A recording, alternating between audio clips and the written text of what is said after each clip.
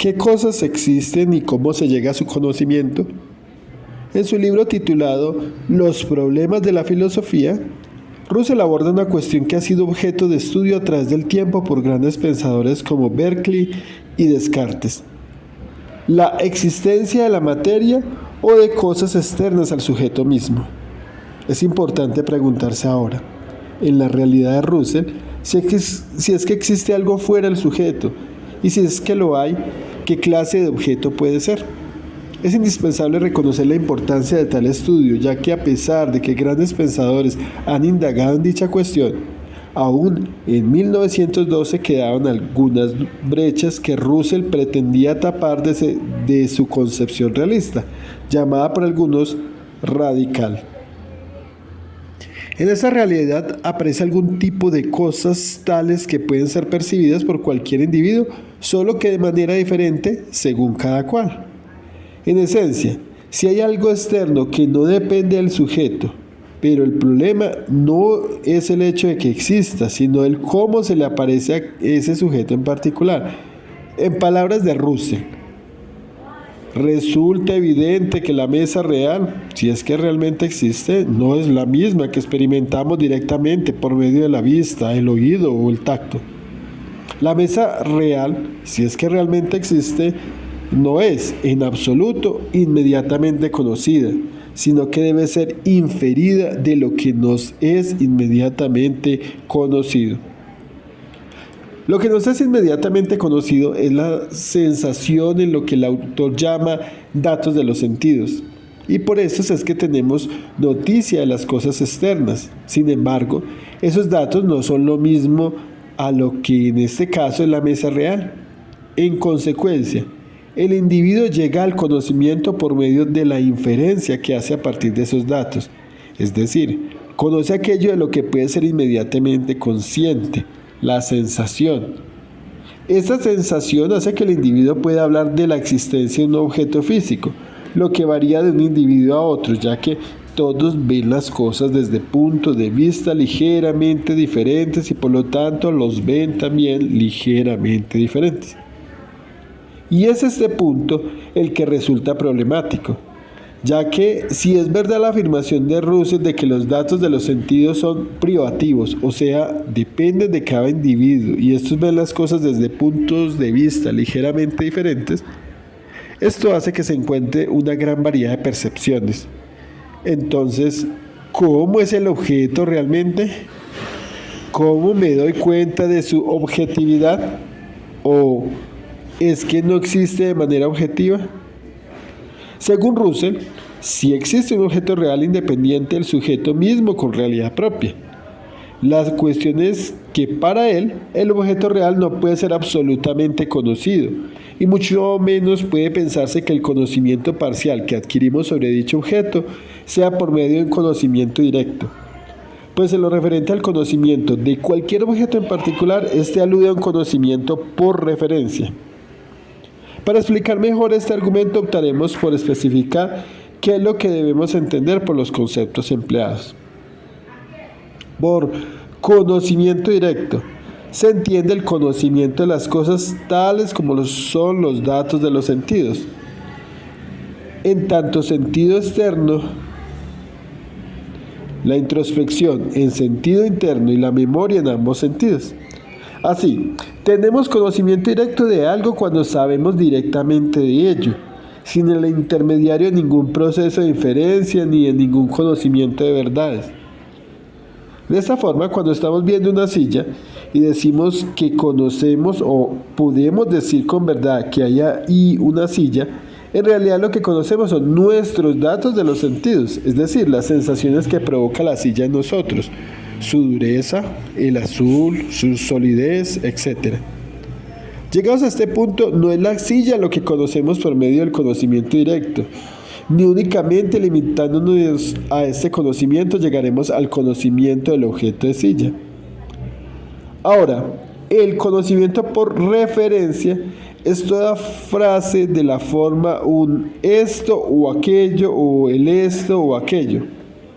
Esto se refiere al conocimiento de verdades, el conocimiento del objeto aunque este no sea directamente conocido. Podemos, tal vez para ilustrar mejor este concepto, pensar como ejemplo las biografías que encontramos en las enciclopedias. Digamos que buscamos información acerca de José Vasconcelos. En la enciclopedia encontramos la historia de su vida, dentro de la cual se encuentra un acontecimiento tal como el que fue secretario de Educación Pública. Dado que leímos acerca de este hecho en una enciclopedia fiable, vamos por ahí diciendo que Vasconcelos fue secretario de Educación Pública. Pero, ¿en verdad sabemos o tenemos conocimiento de que Vasconcelos fue secretario de Educación Pública?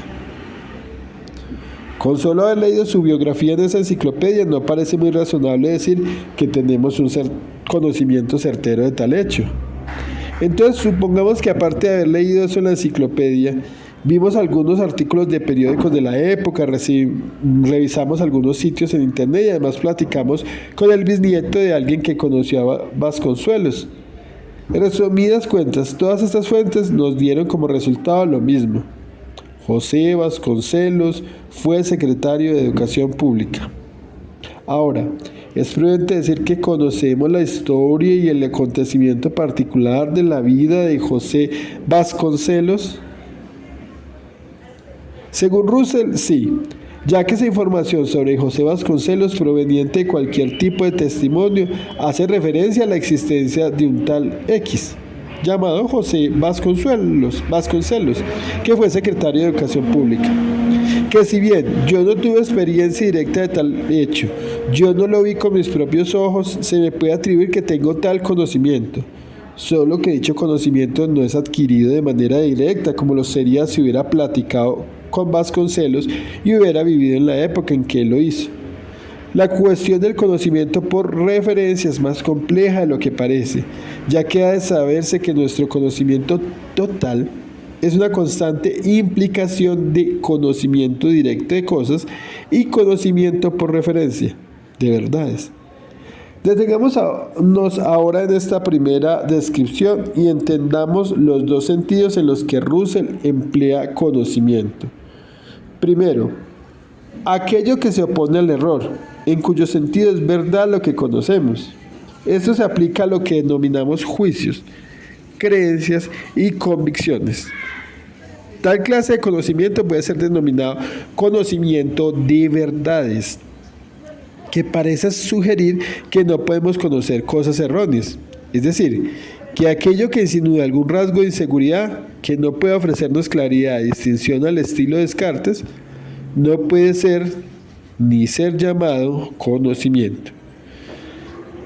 Segundo, se aplica al conocimiento de cosas que podemos denominar conocimiento directo. Sigamos pues sobre lo que tenemos construido hasta ahora. En lo concerniente al conocimiento de verdades habremos de ahondar un poco más. Si bien en un primer momento Russell hace necesario dividir las maneras en las que se entiende el conocimiento, no debe entenderse que el conocimiento de verdades viene o permanece separado del conocimiento de las cosas. Más bien, comprendamos esa distinción como el propósito de poder hacer un buen análisis sobre el conocimiento, ya que en realidad el proceso de conocer se da incluyendo uno y otro sentido, es decir, para poder hablar de un conocimiento referencial o de verdades necesito de la experiencia, o mejor dicho, del conocimiento directo de las cosas para poder elevar el nivel a un nivel inferencial para la construcción del conocimiento. Ahora bien, tomando la parte del conocimiento como conocimiento de verdades, tenemos que éste se aplica a aquello que denominamos juicios y que su verdad o falsedad tiene siempre una base objetiva.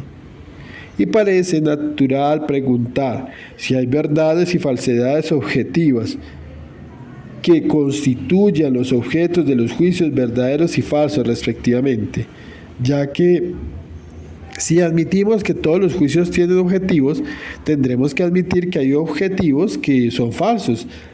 Así en el mundo existirán entidades no dependientes de la existencia de juicios que puedan describirse como falsedades objetivas. Es decir, mientras hagamos juicios acerca de ciertos acontecimientos perceptibles de una u otra manera, obtendremos su verdad en la medida que encontremos algún tipo de entidad fuera del juicio que se corresponda con éste. Si esa entidad correspondiente no se llega a dar o no aparece, entonces hemos de inferir que nuestro juicio es falso. Esto, las entidades correspondientes, ha de quedar mejor expuesto más adelante, donde nos ocuparemos de explicar la correspondencia entre hecho y proposición, o, dicho de otro modo, el conocimiento como entidad relacional de un hecho, objeto, y su proposición, idea. Por ahora basta con decir que para Russell, como para otros filósofos, el error radica no en la percepción de algún acontecimiento u objeto, sino tan solo en los juicios que se hagan en torno a éste, dando por supuesto que la percepción siempre da noticia de la existencia de algo, a menos en la medida en que lo estamos percibiendo. Es decir, bajo condiciones diversas, siempre que me percate algo externo a mí, en efecto, se estará presentando ahí afuera y solo caeré en error al ser consciente de su existencia. Resumiendo la presente sección, tenemos que Russell acepta la existencia de los objetos físicos, los sujetos, el mismo y los nombres propios con los cuales puede hablar de esas entidades mejor conocidas como particulares.